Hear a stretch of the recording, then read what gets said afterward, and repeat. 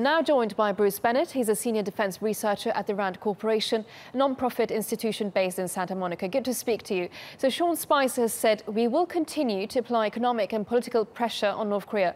So far, nothing seems to have had an impact. So will that change now? Well, I think the Trump administration has many more incentives now to try to push North Korea and possibly to go in the direction of going after the internal politics of North Korea, which is an important part of why North Korea does many of these provocations.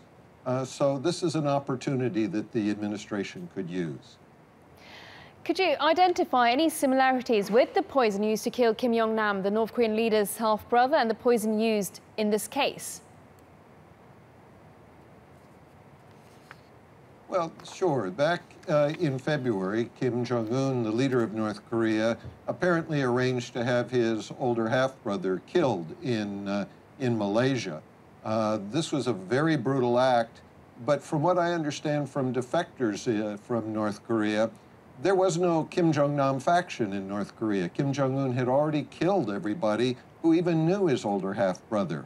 So this was a pretty clear indication of paranoia on the part of the leader of North Korea, something that suggests that we're going to see more incidences of very paranoid activities. And so this torturous treatment, is this a one-off case, or anyone from outside North Korea jailed is treated this harshly and in these conditions? Well, we don't know for sure how everybody is treated, but yes, it would appear that people are treated very harshly. The previous Reverend Kim, who was incarcerated in North Korea for a couple of years, wasn't treated brutally, but he was not treated very nicely either.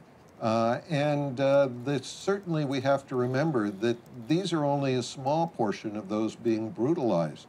You have maybe 100 or 120,000 political prisoners in North Korea, and we hear that maybe as many as a fourth of them die of starvation or brutality every year. So this is a terrible regime.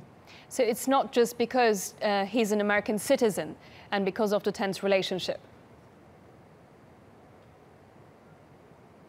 No, you know, with these others, the American citizens, we have to wonder, with the Pyongyang Institute that they have supported, whether Kim Jong-un is actually fearful of American professors teaching North Koreans, and therefore he's arrested these professors, hoping that the U.S. will cut off any further transiting of professors in to help teach North Koreans, so that he's not responsible for shutting the school down, the Americans are.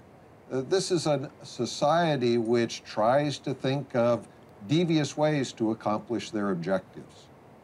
And Bruce, what about the other 3 American detainees? When relations are this tense and more measures are taken day by day, is there any hope for them returning home?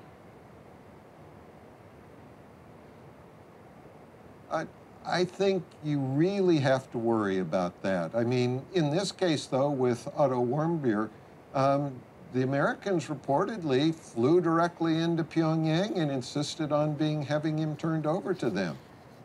It is possible that the United States could take more dramatic action and insist on the return of the other 3 detainees. We don't know. That's obviously something that one would expect the president would be working on right now.